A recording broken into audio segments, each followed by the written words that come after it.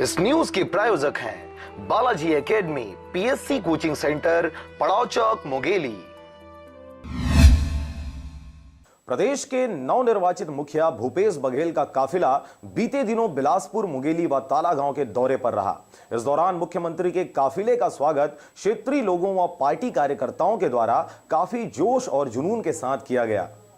छत्तीसगढ़ की सत्ता पर सिरमौर रहे भाजपा सरकार को 15 वर्षों से वनवास पर रहे कांग्रेस ने भारी मतों से हराकर जनता का दिल जीता और छत्तीसगढ़ की धरा पर अपनी सरकार बना ली। इस दौरान लोगों से किए गए अपने तमाम वादों को पूरा करते, ग्रामीणों का सम्मान रखते भूपेश सरकार के द्वारा पहली और सबसे बड़ी योजना का आगाज किया गया। इस दौरान वे मुंगेली के जरहा गांव से नरवा, घुरुआ, गरुआ और बारी योजना का आगाज किया और छत्तीसगढ़ की सभ्यता और संस्कृति को बचाए रखने के लिए क्षेत्र के ग्रामीणों को लाखों की सौगात दे दी।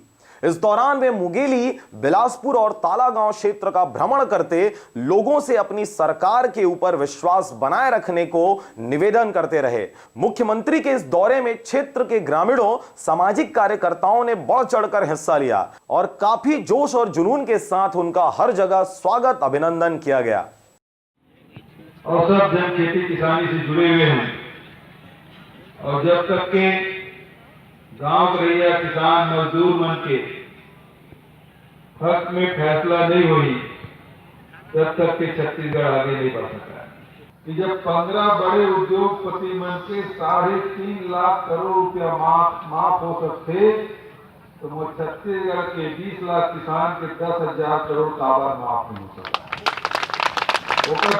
किसान ला अपन पैर में खड़ा होगा, बिन कर्जा के बोझ करे दबगरी से वो अपन पैर में खड़ा हो सका है। एक ब्यूरो रिपोर्ट, आरजे रमजाजर।